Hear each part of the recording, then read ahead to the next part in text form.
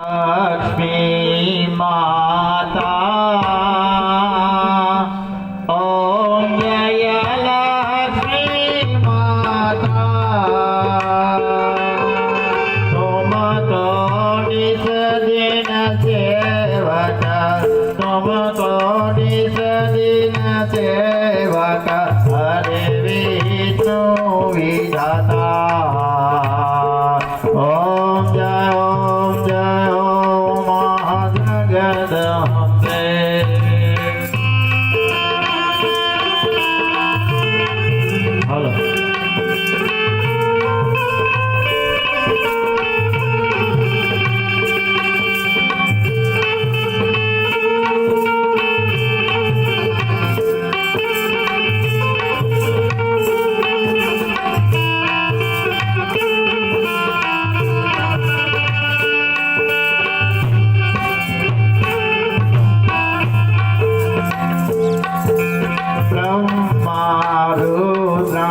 कमला तू ही जगमाता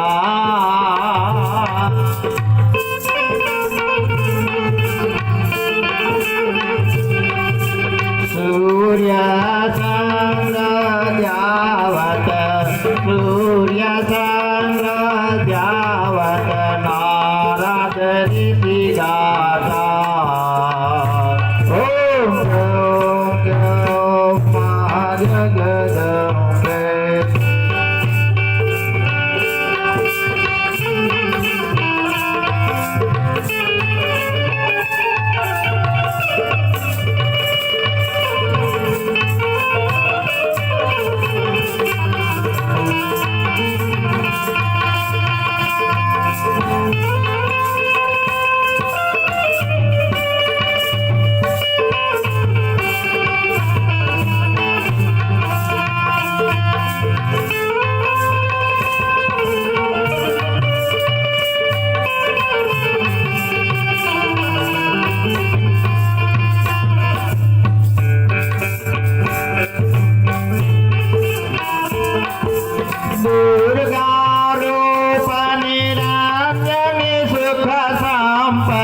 दाता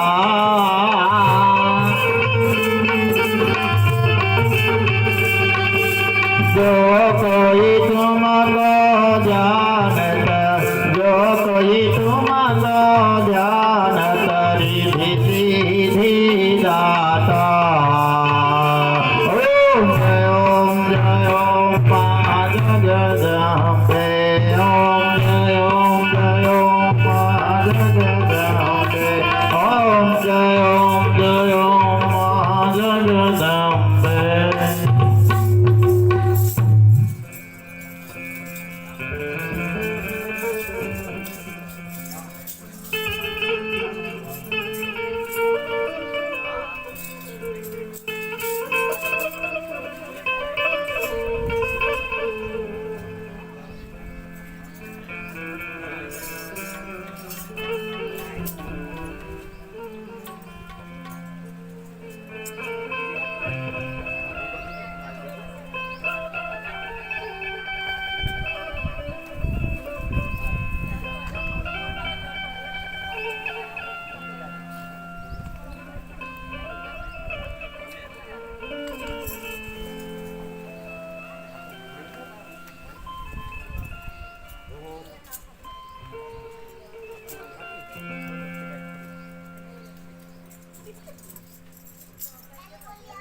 चलो प्रदीक्षिणा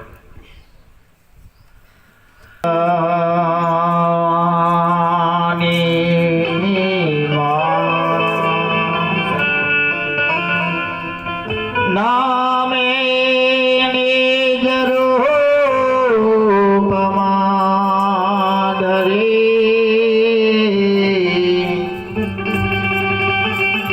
ध्यानत हो जगदम्बा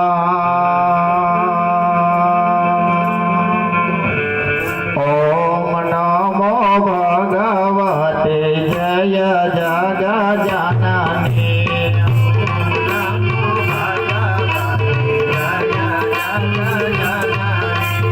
ओम नमो भगवते जय जगजाननी જગજનની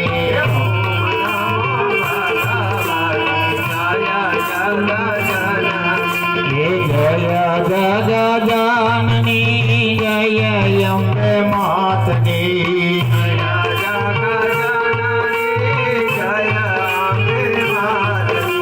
જય જગજનની જય અંબે માતની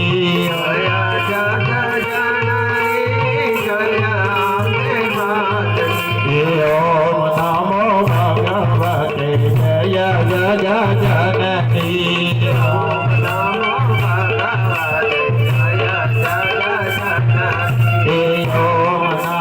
ભગવતે જય જગજનની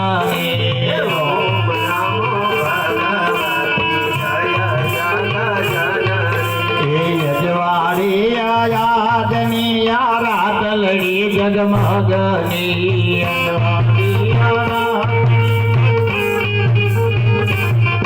યજવાડી રાતડી હો જય જગમગની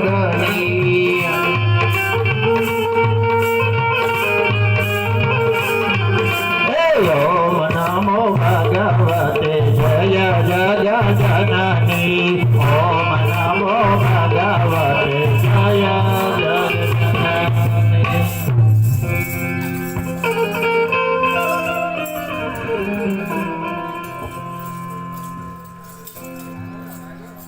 ઓમ શ્રી ગણેશાય નમઃ.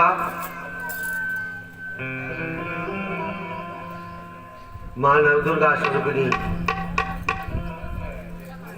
ચૈત્ર નવરાત્રિની શુભ શરૂઆત માં ખોડિયારના આશીર્વાદથી, માં નવદુર્ગાના આશીર્વાદથી જગદંબા ખોડિયારના સાનિધ્યની અંદર નવદુર્ગા ચોકની અંદર આપણે માં ભગવતીનું ગુણગાન ગાઈ રહ્યા છીએ. આજે ત્રીજા દિવસે માં જગદંબાની ગઈકાલે આપણે જ્યાંથી રોકાણા હતા ત્યાંથી આગળ શરૂઆત કરીશું. માં ભગવતી સર્વત્ર ધાત્રી છે. એના નવે નવ સ્વરૂપ જે 9 દિવસ સુધી અલગ અલગ રૂપનું પૂજન કરવામાં આવે, અલગ અલગ રીતે માની આરાધના કરવામાં આવે, તો સર્વરૂપે માતાજી આપણી સમક્ષ આવી અને સાક્ષાત દર્શન આપી માં ભગવતી હંમેશા સર્વનું કલ્યાણ કરતી રહી છે. આપણે એક તુષ્ભૂત મનુષ્ય છીએ. માં ભગવતીનું ગુણગાન કઈ રીતે ગાવું એ ગાવા માટે આપણે અસમર્થ છીએ.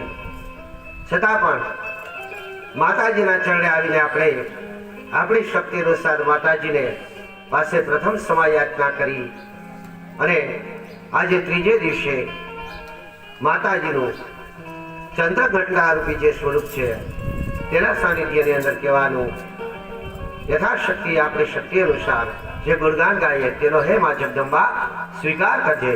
તો પ્રથમ મંગલાચરણ ગાયું છે. વક્તતુંડ મહાકાય સૂર્યકોટી સમપ્રભા નિર્વિઘ્નં કુરુ મે દેવ સર્વકાર્યેષુ સર્વદા સર્વમંગલ માંગલ્યે શિવે સર્વદ્ય સાધિકે શરણ્યે ત્ર્યંબકે ગૌરી નારાયણી નમોસ્તુતે. જયંતી મંગલા કાલી ભદ્રા કાલી કપાલિની દુર્ગા બ્રહ્મા શિવા ધાત્રી સ્વાહા સ્વધાય ચ નમો દેવ્યે મહાદેવ્યે શિવાય સતત નમઃ. નમઃ પ્રકૃતે ભદ્રાય નિયતા પ્રણતસ્મતા મમ તમેવ સંધ્યા સાવિત્રી તમ દેવી જનની પરા ત્વયૈરાયતે વિશ્વં ત્વયા સુજ્યતે જગતઃ દેવી પ્રપન્નહારી પ્રસિદ્ધ પ્રસિદ્ધમાં જગદાખિલેશ્વરી તમ માતૃ પ્રસિદ્ધમ દેવી પુણ્યં દ્વાતા પરમેશ્વરી મહામાયા યોગમાયા જોગમાયા સ્વરૂપણી સર્વરૂપે યદા ભુજતા સર્વકાર્ય સિદ્ધેશ્વરી દેવયજ્ઞ કાર્યંતુ માતૃદેશ ભુવનેશ્વરી મંગલમ ભગવાન વિષ્ણુ મંગલમ ગરુડધ્વજ મંગલમ પુંડરીકાક્ષ સર્વં મંગલાય તનો હરિ ગુરુર્બ્રહ્મા ગુરુર્વિષ્ણુ ગુરુર્દેવો મહેશ્વર ગુરુઃ સાક્ષાત પરમ બ્રહ્મ તસ્મૈ શ્રી ગુરુવે નમઃ. મા ભગવતીના ચરણોમાં પ્રથમ તૃતીય દિવસે માતાજીના ગુણગાન સાથે આપણે માતાજીનું બે પુષ્પ અર્પણ કરી સદારૂપી ભક્તિ ગીત ગાય અને આજે ત્રીજા દિવસની આપણે શુભ શરૂઆત કરીશું.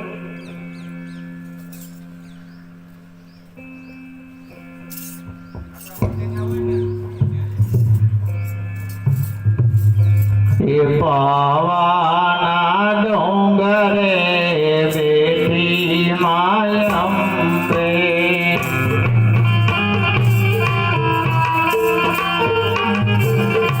એને જે નજરો રાખો મોરી માં ગરબે રમવાને મારી આવજો લેલો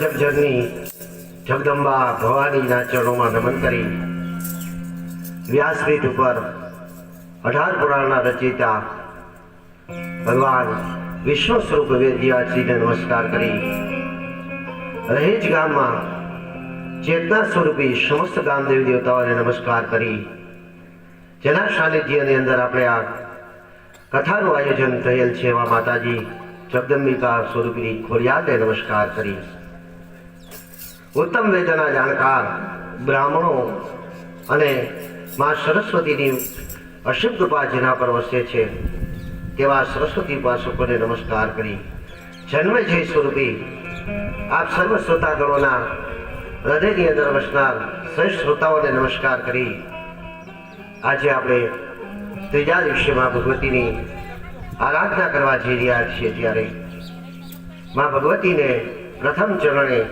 નમસ્કાર કરીને વિનંતી કરીએ કે હે મા જગદંબા, તમે જ મારા બુદ્ધિરૂપી, તમે જ મારા જ્ઞાનરૂપી, તમે જ મારા વિદ્યારૂપી, તમે જ સાત્વિક ગુણરૂપી, તમે જ રાજસ ગુણરૂપી, તમે જ તેજસ ગુણરૂપી પ્રસિદ્ધ થજો. અને હે મા ભગવતી, આજ રોજ અમે જે કાંઈ તમારું ગુણગાન ગાવા જઈ રહ્યા છીએ એની અંદર અમારી વાણીને શુદ્ધ કરજો, જેથી કરી હે મા ભગવતી અમે તમારું સારી રીતે ગુણગાન ગાઈ શકીએ. મા ભગવતીનું ત્રીજા દિવસે આપણે જે જગ્યાએ આપણે કાલે રોકાણા હતા, વિરામ લીધો હતો, ત્યાંથી આગળ આવીએ છીએ. અહીં જ્યારે રેવતી અને દુર્ગમના લગ્ન થઈ જાય છે ત્યારે ધામધૂમથી એને વિદાય આપવામાં આવે છે. રાજા પોતાના ઘરે આવી રાણીને સર્વત્ર સુખ સંપત્તિ આપે છે. પરંતુ અહીં મુનિવરે કીધું હતું કે તમારા ઘરે એક શ્રેષ્ઠ પુત્રની પ્રાપ્તિ થશે અને એ પુત્ર આખા મનુને ચલાવનાર બનશે. આથી કરી જ્યારે પુત્રની ઈચ્છા થઈ ત્યારે તેઓ પોતાના ગુરુ લોમેશ મુનિ પાસે જાય છે અને લોમેશ મુનિને સર્વ હકીકત કહે છે અને કહે છે કે આ કન્યા સાથે મેં લગ્ન કર્યા. સ્વયં અગ્નિનારાયણ પ્રભુએ આવીને મને આજ્ઞા કરી હતી કે આ કન્યા સાથે લગ્ન કરવું. એ વાત કહેવાથી મેં આની સાથે લગ્ન કર્યા છે અને આજે મારે ત્યાં પુત્ર પ્રાપ્તિની ઈચ્છા થઈ છે. માટે હે ઈશ્વર, આપ અમને શ્રેષ્ઠ સમય આપો, શ્રેષ્ઠ નક્ષત્ર, શ્રેષ્ઠ તારાબર આ જોઈ આપો અને અમને સારા આશીર્વાદ આપો કે અમારે ત્યાં શ્રેષ્ઠ પુત્રની પ્રાપ્તિ થાય. અહીં આજે આપણે સુખદેવ જન્મ પણ કરવાનો છે. સુખદેવ જન્મ માટે અને વ્યાસજીનો જન્મ કઈ રીતે થાય છે એના માટે પણ શ્રેષ્ઠ સમય હોવાને કારણે પરાશર નામના ઋષિએ એક મત્સ્યગંધા સાથે નદી બચારે સંભોગ કરી અને વ્યાસજીને જન્મ અપાવ્યો હતો. આ જે વાત છે એટલા માટે પ્રથમ સંસ્કાર ગર્ભાદી સંસ્કાર કરવામાં આવે છે. આકાશ મંડળની અંદર જ્યારે સારા નક્ષત્રો હોય, આકાશ મંડળની અંદર જ્યારે તારાઓનું બળ ઉચ્ચ હોય, સૂર્ય બલવાન હોય, ચંદ્ર બલવાન હોય અને શ્રેષ્ઠ યોગ સર્જાણું હોય. આપણે ઘણી વખત એવું વાંચીએ છીએ કે આજે સર્વસિદ્ધિ યોગ છે, આજે રવિ પશ્યો પુરુષામ અમૃત છે. આવા જે શુભ દિવસો હોય એ દિવસોની અંદર જો ગર્ભાદી સંસ્કાર કરવામાં આવે તો અવશ્ય શ્રેષ્ઠ પુત્રની પ્રાપ્તિ થાય છે.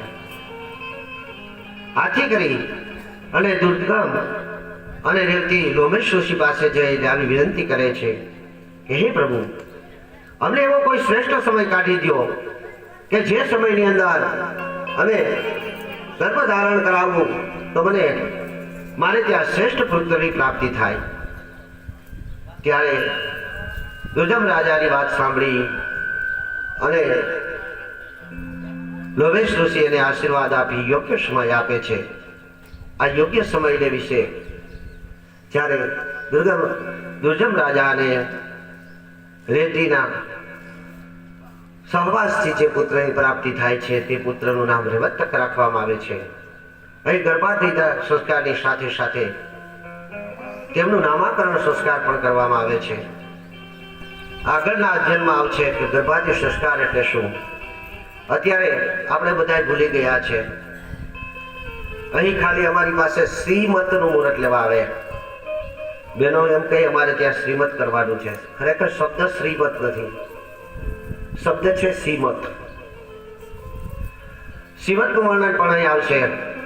તો શ્રેષ્ઠ દિવસે જ્યારે પુત્રની પ્રાપ્તિ કરવા માટે લવેશ ઋષિ આશીર્વાદ આપે છે ને એ પ્રમાણે રાજા કરે છે અને રાજાના અને રેવતીના સંવાસથી કરી શ્રેષ્ઠ પુત્રની પ્રાપ્તિ થાય છે, જે રેવતક નામે પ્રસિદ્ધ પ્રાપ્ત કરે છે અને જે આખો મન્વંતર ચલાવે છે અને મન્વંતરનો રાજા બને છે.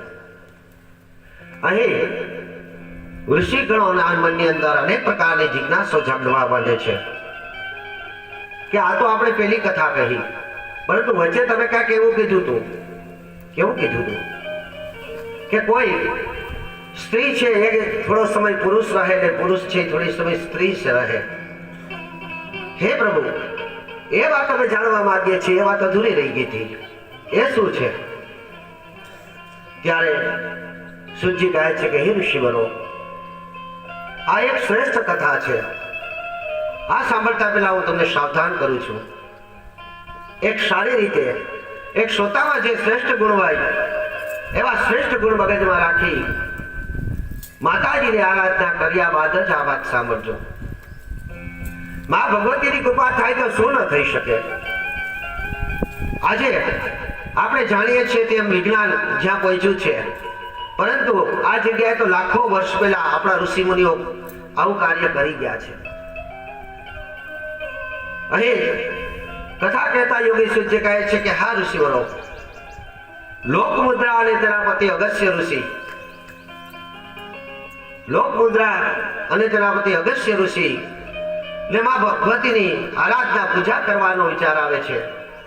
અને માં ભગવતીની આરાધના પૂજા કરવા માટે થઈ અને વિચારે છે કે આ માતાજી શક્તિ કેવી છે, આ શક્તિને જાણવી છે. શક્તિમાં સર્વશ્રેષ્ઠ શું છે, તેવા ગુણ શું છે, શા માટે અધિપતિઓ બ્રહ્મા વિષ્ણુ અને મહેશ તેને નમન કરે છે, આ જગત જનની શા માટે કહેવામાં આવે છે. આવા વિચારો કરી અને અગસ્ત્ય ઋષિ અને તેમના ધર્મપત્ની લોકમુદ્રા કાર્તિકેય સ્વામી પાસે આવે છે અને કાર્તિકેય સ્વામીને નમન કરી પાદ્યપક્ષાયન કરી અને કહે છે કે હે દેવ અધિદેવ, હે તારકાસુરને હરનાર, હે શિવાજી શિવના પુત્ર, હે પાર્વતી સુતા, અમે આજ તમારી પાસે ઘણી બધી જિજ્ઞાસા લઈને આવ્યા છીએ. હે પ્રભુ, મારી ઉપર કૃપા કરો, અમારી પર દ્રવ્ય દૃષ્ટાથી જો અને દિવ્ય દ્રષ્ટિથી અમારા મનને વાંચો. અમારા મનની અંદર અનેક પ્રકારની સમસ્યાઓ ઉદ્ભવી રહી છે. ત્યારે અગસ્ત્ય ઋષિના મુખમાંથી આવા શબ્દો સાંભળી અને કાર્તિકેય કહે છે કે હે ઋષિવાર, આ જગતની અંદર માત્ર જ્ઞાન એક જ વસ્તુ એવી છે કે જે બીજાને આપવાથી વધે છે. માટે તમારા મનની અંદર જે કાંઈ શંકા કુશંકા હોય, તમે જે કાંઈ સાંભળવાની ઈચ્છા રાખતા હોય, તમારા મનની અંદર જેવા કાંઈ વિચારો હોય, એ પ્રશ્નનો ઉત્તર દેવા માટે હું તત્પર છું. હે ઋષિવાર, નિસંકોચ આપ મને પ્રશ્ન કરો. એમ કહી કાર્તિકેય બંનેને નમન કરે છે. અહીં અગસ્ત્ય ઋષિ અને તેના પત્ની ભગવાન કાર્તિકેય સ્વામી સામે પોતાનો પ્રશ્ન રાખે છે અને કહે છે કે હે ઋષિવાર, હે દેવોના દેવ મહાદેવના સુપુત્ર, આપ સર્વત્ર જગતને જાણકાર છો, આ ભયંકર રાક્ષસને મારનાર છો. હે પ્રભુ, પરંતુ આ સર્વત્ર કર્મ કરવા માટે આપની શક્તિ ક્યાંથી મળી? હે પ્રભુ, કહેવાય છે કે બ્રહ્મા જગતનું સર્જન કરે છે, પરંતુ એની પાછળ પણ કોઈ શક્તિ સમાયેલી છે. કહેવાય છે કે વિષ્ણુ જગતનું પાલન કરે છે, પરંતુ એની પાછળ પણ કોઈ શક્તિ સમાયેલી છે. કહેવાય છે કે શિવજી સ્વયં આપના પિતા જગતનો સંહાર કરે છે, પરંતુ એની પાછળ પણ કોઈ શક્તિ સમાયેલી છે. તો હે ઋષિવાર, હે અધિદેવ, અમે આપની પાસે એ જાણવાની ઈચ્છાથી આવ્યા છીએ કે આ શક્તિ છે કોણ અને આ શક્તિ શું શું કરી શકે. ત્યારે આ શક્તિના પરચા કેવા છે અને એના કોઈ પ્રમાણ ખરા કે જે અકલ્પનીય કાર્ય પણ એને કર્યું હોય. ત્યારે કાર્તિકેય કહે છે કે હા ઋષિવરો, યોગ માયા, મહામાયા, જોગ માયા, ભુવનેશ્વરી, સર્વરૂપમ રૂપાંતિ, જગત કાલિની કલ્યાણી, મહાકાલી ચ કાલેશ્વરી, જેમાં જગદંબાનું સ્વરૂપ છે એને કોઈ જયા રૂપે ઓળખે છે, કોઈ શ્રદ્ધા રૂપે ઓળખે છે, કોઈ ક્રિયા રૂપે ઓળખે છે, કોઈ ભક્તિ રૂપે ઓળખે છે, કોઈ સર્વેશ્વરી, સુરેશ્વરી તો ભુવનેશ્વરી તરીકે પણ ઓળખાય છે. આ મહામાયાને જ્યારે પણ જે સ્વરૂપની જરૂર પડે છે ત્યારે તે રૂપ લઈ અને એ રૂપની અંદર જે જે વ્યક્તિ એનું સ્મરણ કરે છે એ જ રૂપમાં એને દર્શન આપી અને એમની ઈચ્છાઓને પૂર્ણ કરે છે. હે ઋષિવાર, આપ કહો છો કે અકલ્પનીય, કોઈ જ્યારે કોઈની કલ્પના પણ ન કરી શકે, જે અશક્ય છે એને શક્ય કરવાની શક્તિ માત્ર ને માત્ર મહામાયામાં છે.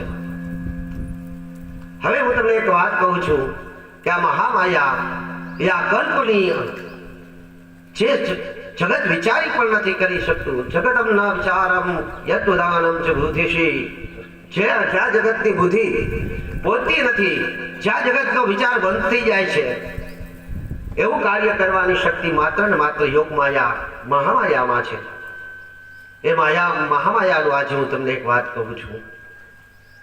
આમ કહેતા સૂર્ય કહે છે કે હે ઋષિવરો, શ્રાદ્ધદેવ મનુ અને એમના ધર્મપત્ની શ્રદ્ધા દેવી ધર્મ કર્મ કરવા માટે હંમેશને માટે તત્પર રહેતા હતા. યજ્ઞ કાર્ય કરવા માટે ખૂબ જ તત્પર રહેતા એવા આ પતિ પત્નીને ત્યાં કોઈ પણ પ્રકારનું સંતાન ન હતું. આથી કરી અને ગુરુ વશિષ્ઠ પાસે તે જાય છે અને ગુરુ વશિષ્ઠને કહે છે કે હે ગુરુવાર, આ પૃથ્વી ઉપર ઈશ્વરે બતાવેલા સત્ય ધર્મ સર્વત્ર કાર્ય અમે કરીએ છીએ. અમે હંમેશા નીતિપૂર્વક રહીએ છીએ, ન્યાયનો પક્ષ રાખીએ છીએ, ભગવાનની ભક્તિ કરવા માટે અમે હંમેશા તૈયાર રહીએ છીએ. આટલું જ નહીં, પરંતુ નારાયણના મુખ્યથી વર્ણાયેલી વાત કે જ્ઞાનનું દાન કરો, હે પ્રભુ, અમે જ્ઞાનનું દાન કરવા માટે પણ હંમેશા માટે ઉતાવળા રહીએ છીએ, છતાં પણ અમારે ત્યાં કોઈ પણ પ્રકારનું સંતાન નથી. હે ઋષિવાર, આપ કૃપા કરો અને અમારે ત્યાં સંતાનની પ્રાપ્તિ થાય એવી અમારી ઈચ્છાથી આપને ત્યાં આવ્યા છીએ, અમારી ઉપર કૃપા કરો. શ્રાદ્ધદેવ મનુ અને શ્રદ્ધાના મુખમાંથી આવા શબ્દો સાંભળી અને યોગી વશિષ્ઠ કહે છે કે હે ઋષિવરો, જો આપે શ્રેષ્ઠ પુત્રની પ્રાપ્તિ કરવી હોય અને આપણા હૃદયની અંદર પુત્ર પ્રાપ્તિની ઈચ્છા હોય તો આપણે પુત્ર કામેષ્ટિ યજ્ઞ કરવો જોઈએ. પુત્ર કામેષ્ટિ યજ્ઞનું નામ સાંભળી શ્રાદ્ધદેવ મનુ અને શ્રદ્ધા બને તૈયાર થાય છે અને કહે છે કે હે પ્રભુ, આપ જ અમારા આચાર્ય બનો, આપ જ અમને શ્રેષ્ઠ ફળ આપનારું યજ્ઞનું ફળ અપાવો. હે પ્રભુ, આપની આજ્ઞા અનુસાર અમે આ વ્રત કરવા માટે તત્પર છીએ. ત્યારે વશિષ્ઠ પોતાના શિષ્યોને આજ્ઞા કરે છે અને કહે છે પુત્ર કામેષ્ટિ યજ્ઞની તૈયારી કરો. અહીં વશિષ્ઠના જે શિષ્યો હોય છે તે યજ્ઞની સામગ્રી, સાચી સામગ્રીઓ ભેગી કરે છે, સર્વત્ર શૃંગાર કરે છે, યજ્ઞ કુંડ તૈયાર કરવામાં આવે છે, યજ્ઞના સાધનો લઈ આવવામાં આવે છે, સર્વત્ર રીતે જે જગ્યા ઉપર યજ્ઞ કરવાનો હોય છે યજ્ઞ જગ્યાને પવિત્ર કરવામાં આવે છે, ગંગાજળ, ગૌમૂત્ર વગેરે છાંટી દેવામાં આવે છે. પૂર્ણ પવિત્ર મન થઈ જાય, યજ્ઞ કરવાની શક્તિ પ્રદાન થાય અને યજ્ઞ કરવા માટે જે કાંઈ એનામાં પવિત્રતા હોવી જોઈએ તે પવિત્રતાની પ્રાપ્તિ થાય એટલા માટે તેમની પાસે હેમાદ્રી કરાવવામાં આવે છે. બ્રાહ્મણોના મુખેથી વેદોના મંત્રોનું ઉચ્ચારણ કરવામાં આવે છે અને સર્વત્ર પુત્ર કામેષ્ટિ યજ્ઞનો શરૂઆત કરવામાં આવે છે. એક પછી એક આહુતિ દેવામાં આવે છે. અહીં વશિષ્ઠના મનની અંદર સાધ્ય મનુને ત્યાં પુત્રની પ્રાપ્તિ થાય એવો વિચાર હોય છે, પરંતુ તેમના જે ધર્મપત્ની હોય છે સદાદેવી, એના મનની અંદર એવો વિચાર હોય છે કે મારે ત્યાં દીકરી થાય તો યજ્ઞ કરતી વખતે જ્યારે આહુતિ આપે, આહુતિ આપતા આપતા માત્ર ને માત્ર એક જ વિચાર કરે છે કે મારે ત્યાં દીકરીનો જન્મ થાય. ઓમ ફટ સ્વાહા. મનની અંદર જે વિચાર હોય છે એ વિચાર એકંદરે ભગવાન પણ સ્વીકાર કરે છે. અહીં સત્યનારાયણની કથામાં પણ એવી જ વાત છે કે સાધુ નામના વાડિયાને ત્યાં પણ દીકરીનો જન્મ થાય છે. આજ દિવસ સુધી કોઈ વિચારતું નથી કે કન્યાનો જન્મ શા માટે થાય છે, પુત્રનો જન્મ કેમ નહીં. તો અહીંયા એનું કારણ છે કે સાધુ વાણિયો હતો માત્ર વેપારમાં મગ્ન હતો, પરંતુ લીલાવતી કાયમી માટે ભક્તિ કરતી હતી. લીલાવતી કાયમી માટે દેવની આરાધના કરતી હતી, સત્યનારાયણનું સ્મરણ કરતી હતી અને લીલાવતીમાં જે સ્ત્રાવ હતા એ દીકરીના હતા, સ્ત્રી પાત્રના હતા. આથી કરી અને જ્યારે ગર્ભધારણ કરે છે ત્યારે સ્ત્રી પાત્રતા એની અંદર જન્મ લે છે. તો અહીં પણ એવું જ બને છે. સાધદેવ મનુ નામની અંદર અનેક વિચારો આવે છે, પરંતુ સાધદેવ મનુ તો પોતાના વિચારોમાં જ મગ્ન હોય છે. મારે ત્યાં પુત્ર નિઃસંકોચ થઈ જાય છે કે વશિષ્ઠ જેવા ગુરુએ કહી દીધું કે તારે ત્યાં પુત્રની જન્મ થઈ જશે એટલે હવે વશિષ્ઠના શબ્દો મિથ્યા થોડાક જાય, આવો વિચાર કરી લે છે. જ્યારે રોજ માટે જે કાંઈ યજ્ઞ ચાલુ હોય છે, આ યજ્ઞની અંદર સદા દેવી એવું કહે છે કે મારે ત્યાં દીકરીનો જન્મ થાય તો આ બાજુ યજ્ઞ પૂર્ણ થાય છે. છતાં પણ આ જેમ બહેનો હોય ને એના મનની અંદર સંકોચ વધારે હોય. એકને એક વાત વારે ઘડીએ કહેવાની હોય, વિચાર આવી જતો હોય હજી કદાચ આમાં ક્યાંક અધૂરું હશે તો ઉણપ હશે તો ક્યાંક ને ક્યાંક મનની અંદર સંકોચ રહીને ભાઈ એકવાર કીધું તો કે આ કરના પર થઈ ગયું. ઓલું ઘરેથી નીકળે ને તો 3 વાર કંઈક બકાલું લેવાનું છે. એને ખબર જ હોય કે લઈને જ આવશે, નહીં લઈને આવે તો થોડા ઘડી દેવો. પણ આ સ્ત્રીનો સ્વભાવ હતો. આથી કરી સદાના મનની અંદર હજી પણ સંદેહ હતો કે હજી ક્યાંક ભગવાન નારાયણે કદાચ વાત નહીં સાંભળી હોય તો હાલી હજી એક સંકલ્પ બ્રાહ્મણ પાસે કરાવી લઉં. અને જેના બ્રાહ્મણો હતા બ્રાહ્મણો પાસે જઈ નમન કરી આ બાજુ સાધદેવનું જ્યારે બહાર નીકળી જાય છે ત્યારે એટલે જઈને કહે છે કે હે ગુરુવાર, હે ભૂદેવો, આપણે જે કાંઈ ભોજન સામગ્રી ફરાળ વગેરે દીધું એ અમે દીધું. બેનો ઇમોશનલ બ્લેકમેલ કરી હગ્યા. ગોર બાપા જા અમારે દેવાની શું પાછી. એટલે અહીંયા પણ સદા દેવી બ્રાહ્મણોને કહે છે કે હે ભૂદેવો, આપે સર્વત્ર વાત તો કરી, પરંતુ યજ્ઞની પૂર્ણાહુતિ હું કહું એ પ્રમાણે કરજો. જે બીડું ઊંઘવામાં આવે ને શ્રીફળ, પૂર્ણાહુતિ થઈ ગયા પછી એક પણ આહુતિ આપી ન શકાય. અને જે નીચે દ્રવ્ય પડેલું હોય એ દ્રવ્ય પણ આપવું હોય પાછું લો. શ્રદ્ધાપૂર્વક મેં આ વ્રત કર્યું છે, આપની આજ્ઞાનું પાલન કર્યું છે. પરંતુ હે ભૂદેવ, હે દેવ અધિપતિ, કરું છું કે મારે ત્યાં દીકરીનો જન્મ ચરુમાં જે ચરુ એટલે સમજો છો ને માટીનો, રામનો જન્મ પણ ચરુથી થયો હતો.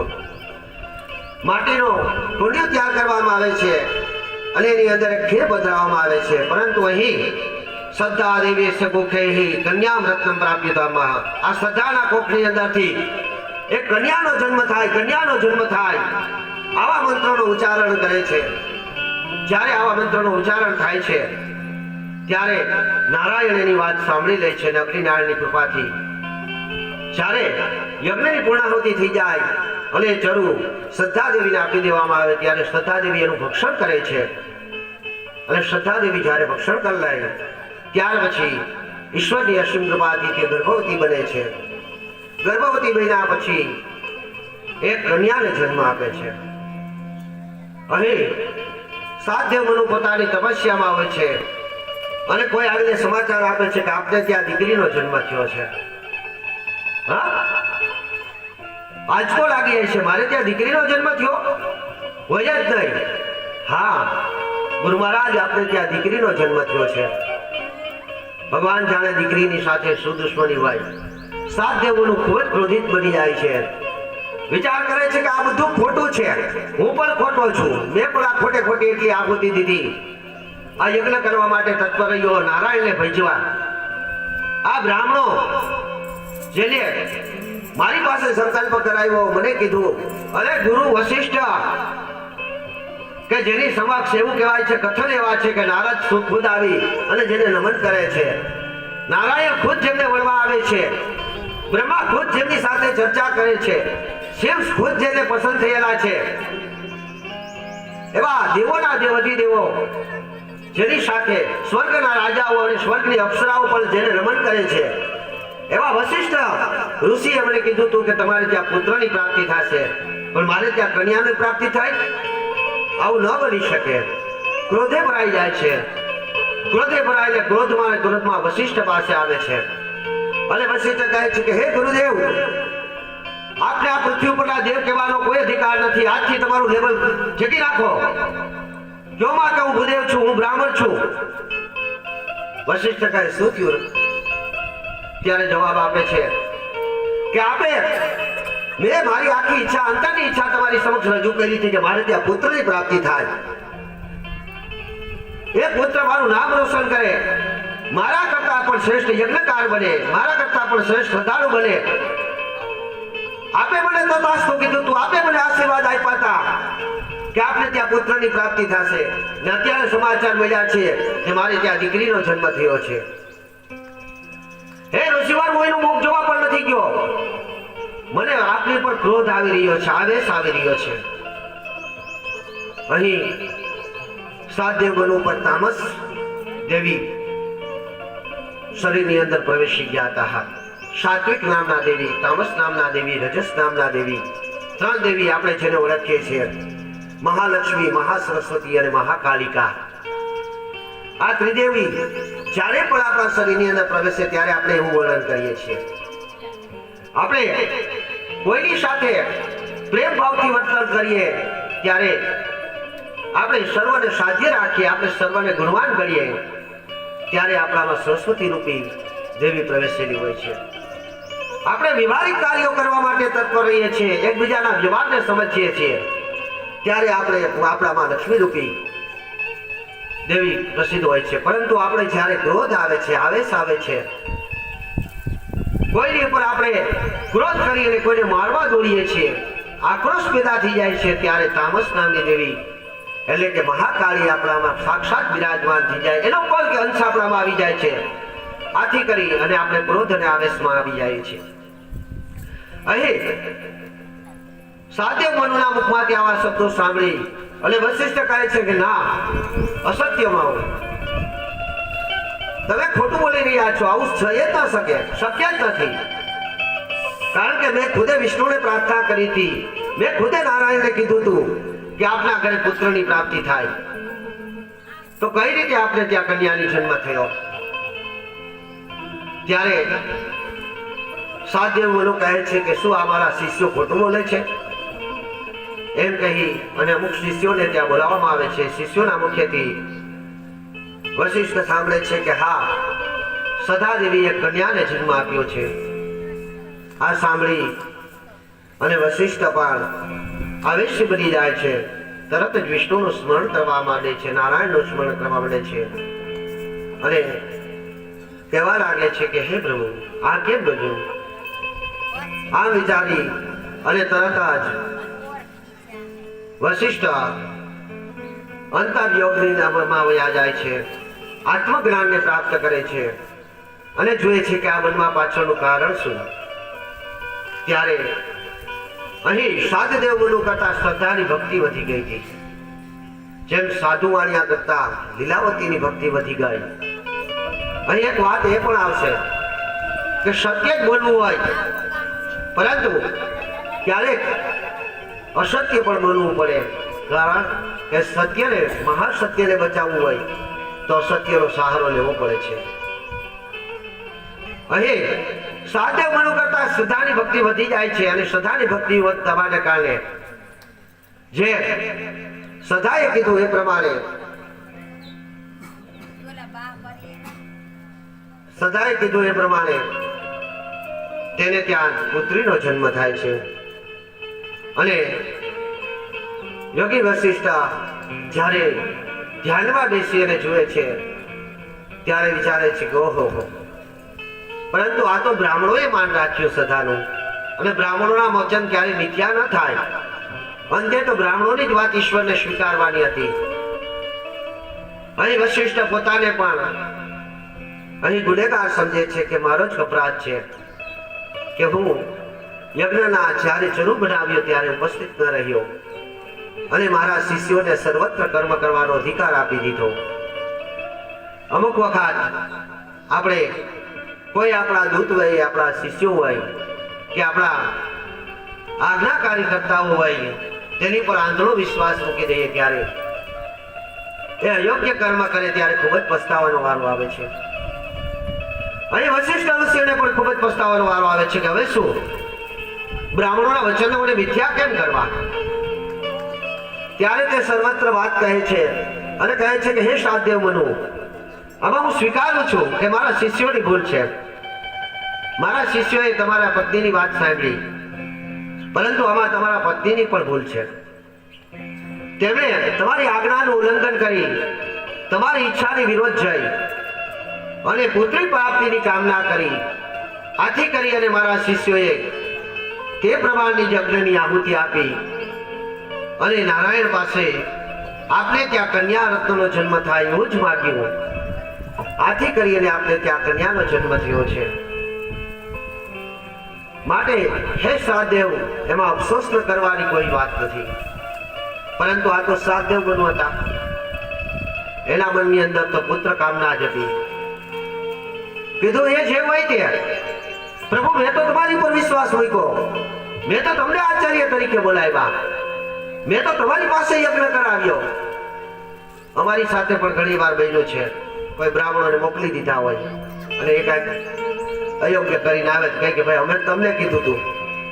અહીંયા વશિષ્ઠની સામે સવાલ કરવામાં આવે છે, ભાઈ મેં તો તમને આચાર્ય તરીકે કીધું, મેં તમારા પાદ્ય ભક્ષાયન કર્યા, મેં તમારા પગ ધોયા, મેં તમારી પૂજા કરી, મેં તમારી પાસે વચન માંગ્યું અને તમે તમારા શિષ્યોને સોંપીને વયા ગયા, એમાં મારો શું વાંક?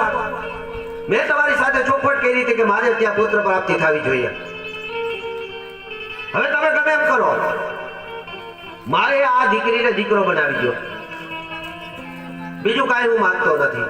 જો તમારામાં સત્યતા હોય, જો એ બ્રાહ્મણ તરીકેનું તત્વ તમારામાં હોય અને જો આ જગત આખું કહે છે કે ભગવાન બ્રહ્મા વિષ્ણુ મહેશ સાથે તમે ચર્ચા કરો છો, દેવો તમને નમન કરે છે, જો આ સત્ય હોય તો મારી આ દીકરીને દીકરો બનાવી દો. અહીં ક્રોધિત થતા એવા સાધ્ય મનુને જોઈ અને વશિષ્ઠ કહે છે તથાસ્તુ, હું તમારા વચનનું પાલન અવશ્ય કરીશ એમ કહી અને તે વશિષ્ઠ ઋષિ પોતાના શિષ્યને ત્યાં, પોતાના યજમાનને ત્યાં કલ્યાણ થાય, પુત્ર બની જાય આ દીકરી, એટલા માટે થઈ અને મહાયજ્ઞની તૈયારી કરે છે. આ બાજુ દીકરીને જન્મ થતા શ્રદ્ધા દેવી તો ખૂબ જ પસંદ હતા, કારણ કે જે તો દીકરી જ માંગી હતી. શ્રદ્ધા દેવી ખૂબ જ પ્રસન્ન હતા, પણ શ્રાદ્ધદેવ મનુ ખૂબ જ નારાજ હતા. આ બાજુ શ્રદ્ધા દેવી તો પોતાના સ્નેહીજનો, પોતાના સગાવાલોને બોલાવે છે, પોતાની દીકરીનું નામાંકરણ કરાવે છે અને ઈલા એવું નામ રાખે છે. જ્યારે આ બાજુ વશિષ્ઠ ઈલા જે છે એ પુત્રીમાંથી પુત્ર બની જાય એટલા માટે તપસ્યા કરવા લાગે છે. સ્વયં નારાયણનું સ્મરણ કરે છે અને માત્ર ને માત્ર એક જ વ્રતધારી બને છે અને કહે છે કે આ સાધ્ય મનુની જે કન્યા છે એ કન્યા પરિવર્તન પ્રાપ્ત તે પુત્ર આ કન્યાનું પુત્ર તરીકે પરિવર્તન થઈ જાય. હે દેવ, સત્ય મારામાં સત્યતા હોય તો આ કન્યાનું પુત્ર તરીકે પરિવર્તન થઈ જાય, પુત્ર તરીકે પરિવર્તન થઈ જાય. જ્યારે એક ને એક શબ્દની અગ્નિનારાયણને આહુતિ આપવામાં આવે છે. આપણામાં કહેવત છે કે એક ને એક વાત જો આપણે ખોટી હોય પરંતુ જો એ વારંવાર બોલવામાં આવે તો તે સત્ય થઈ જાય છે. અહીં ઘણા બધા પ્રમાણો એવા છે કે હજી સુધી ત્યાં વિજ્ઞાન પહોંચ્યું નથી. અને આ બાજુ ઈલા છે પુત્રમાં પરિવર્તન બની જાય છે. જ્યારે પુત્રમાં પરિવર્તન બની જાય છે ત્યારે સાધ્ય મનુ ખૂબ જ પ્રસન્ન થાય છે. આવે પોતાના ઘરે સર્વ સ્નેહીજનોને ફરી વખત બોલાવે છે અને વશિષ્ઠ ગુરુને આમંત્રણ આપે છે અને કહે છે કે હે ગુરુવાર, આપની કૃપાથી કરી આ મારી કન્યા પુત્ર બની ગઈ છે. ઘણા લોકોની અંદર સંકેત થતો હોય, સંકોચ અનુભવતા હોય કે એમ કાંઈ દીકરી શું દીકરો બની જાય? હા, અત્યારે તો વિજ્ઞાન પણ ત્યાં પહોંચી ગયું છે કે દીકરો દીકરી બની જાય છે અને દીકરીમાંથી દીકરો પણ બને છે. આપણા ભારતની અંદર પણ 3-4 એવા ઉદાહરણ છે, પરંતુ માઇકલ જેક્સન 3 વખત દીકરીમાંથી દીકરો બન્યો અને દીકરામાંથી 3 વખત દીકરી પણ બની. પરંતુ આ બાજુ સાધ્ય મનુ વશિષ્ઠને કહે છે અને કહે છે કે હે આરાધ્ય દેવ, હે ભૂદેવ, તમે જ મારા દીકરાનું નામાંકરણ કરો. અને અહીં વશિષ્ઠ ઋષિ બ્રાહ્મણોને બોલાવી મંત્રોપચાર સાથે એનું નામાંકન કરે છે અને નામાંકરણ સંસ્કાર સાથે શબ્દોક્ત નામ રાખવામાં આવે છે. અને આ પુત્ર દિવસે દિવસે મોટો થવા લાગે છે. થોડા દિવસો પછી યુવા અવસ્થામાં આવે છે. આ બાજુ તે ફરવાનો શોખીન હોય છે અને જંગલોમાં ફરવા માટે નીકળે છે. અહીં સૂર્ય એવું કહે છે કે એ પાછી ઈલા બની ગઈ હતી. ઋષિવરોને મનની અંદર પ્રશ્ન એ પણ આવી જાય છે કે આપ કહેતા હતા કે પાછી દીકરી બની ગઈ હતી? તો કે હા. કઈ રીતે? તો કે જ્યારે એ જંગલમાં પસાર થાય છે, યુવા અવસ્થામાં હોય છે અને પસાર થતો તે ગામના અને સર્વત્ર પોતાનું જે જંગલ હતી, પોતાની જે સીમા હતી, સીમા ભૂલી જાય છે અને ભૂલમાં તે માતા પાર્વતીના જંગલમાં વયો જાય છે. પાર્વતી માતાનું જંગલ કે જ્યાં માતા પાર્વતી અને ભગવાન ભોલેનાથ નો શયન કક્ષ ગણાતો હતો, એવા શિવ પાર્વતીના જંગલમાં વયો જાય છે. અને ત્યાં જતા વેતા જ તે ફરીથી ઈલા બની જાય છે અને જે ઘોડા પર તે સવાર હતો એ ઘોડો ઘોડી બની જાય છે. અહીં ફરીથી ઋષિઓના મનની અંદર પ્રશ્ન ઉદ્ભવે છે કે ઋષિવાર, 1 મિનિટ, આપ કહો છો કે આ જે પુત્ર હતો એ તો પુત્રી બની ગઈ, પણ ઘોડો કઈ રીતે ઘોડી બની ગઈ એ તો કયો? કારણ કે ઓલાવને તો દીકરીમાંથી દીકરો બનાવવા અને દીકરી બનાવવા માટે, દીકરીની પ્રાપ્તિ કરવા માટે સદા દેવીએ ઘણો બધો યજ્ઞની અંદર બ્રાહ્મણોને ઘણું બધું પૂજન કર્યું, ઘણા દેવી દેવતાઓને આહુતિ આપી, ત્યારે દીકરીનો જન્મ થયો. વશિષ્ઠે અનેક ઘણી તપસ્યા કરી ત્યારે દીકરો ફરીથી બન્યો. ચાલો એ વાત માનીએ, ફરીથી કદાચ કોઈ કારણ અનુસાર દીકરી બની ગઈ, પરંતુ આ ઘોડો કઈ રીતે ઘોડી બની ગઈ તો કયો? ત્યારે સૂર્ય કહે છે કે હા ઋષિવરો, આગળ સાંભળો. આ જે જંગલ હતું એ જંગલની અંદર માતા પાર્વતી અને શિવજી નો સહવાસ ગણાતો હતો. અહીં માતાજી પાર્વતી અને શિવજી હંમેશને માટે રમણ કરતા રહેતા હતા, ચરાચર કરતા રહેતા હતા. એક દિવસને વિશે પ્રેમ ઉદ્ગાસતાથી માતા પાર્વતી શિવજી પાસે જાય છે અને પવન આવવાથી માતાજીનો ચુંદડીનો જે છેડો હોય છે તે નીચે સરકી જાય છે. આ સમયે અનેક બધા ઋષિગણો ત્યાં પ્રવેશ કરી જાય છે. માતાજીનો ચુંદડીનો છેડો નીચે પડેલો જોઈ ઋષિગણો શરમાઈ જાય છે. ઋષિગણો તો કાંઈ જોતા નથી, પાછળ વળી જાય છે, પરંતુ પોતાનું આ દ્રશ્ય ઋષિવરોએ જોઈ લીધું એ જોઈ ને માતા ખૂબ જ શરમાય છે, દ્વિધા અનુભવે છે, ખૂબ જ વિચારમાં વયા જાય છે. અને વિચાર કરતા એવા માં ભવાનીને જોઈ, માં પાર્વતીને જોઈ અને શિવજી કહે છે કે હે ઋષિવરો, શિવજી કહે છે કે હે દેવી, શા માટે દ્વિધામાં આવી ગયા છો?